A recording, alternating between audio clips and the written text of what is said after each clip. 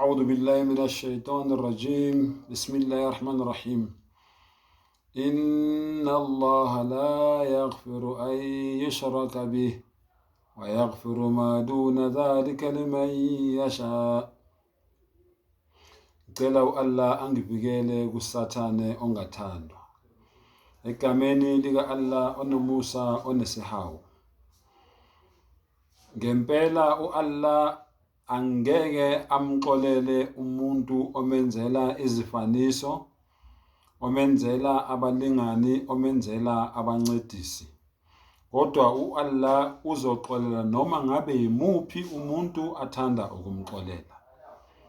Yiso ke bafowethu isizathu lesi esenza ukuthi sibe mashushu kanje sitshela abantu ngeIslam. Uma sithi thatha lento ayinabungozi, senzela ukuthi ngelanga lokwahlulelwa noma wena uficwa ukufa, uthola ukuthi uma ngabe usufile ikhona indlela okwazi ukuthi umdali akhulumisane ngayo nawe, ngoba umdali uthi zonke lezinkolo lezi ezikhona izinkolo ezikhandwe abantu noma izinkolo eziqalwe abantu, izinto zabantu akuzona izinto zakhe.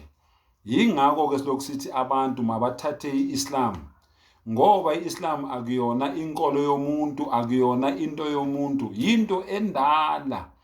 Zonke izithunywa uAllah umdali wey'nsuku azithumela emhlabeni zazilethe umlayezo owodwa.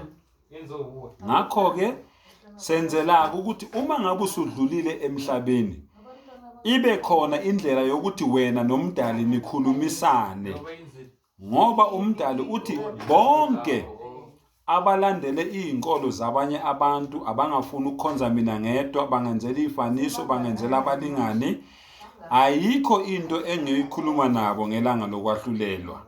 Ngizovela ngibatshela ukuthi hambani nekulaba akade nibakhonza nifune izibusiso zenu kubo, mina ayikho into engiyihlanganise nalo.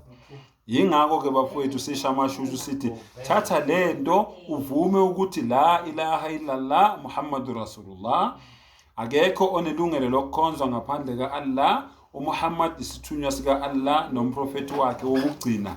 Senzela lokho ukuthi kube khona indlela umdali azokhuluma ngayo nawe, noma uzoqala esihogweni kodwa kube sekukhulunyisweni ukuthi ngizohlala esihogweni 10 days or 20 days or 40 days, kodwa ekugcineni ngizophuma.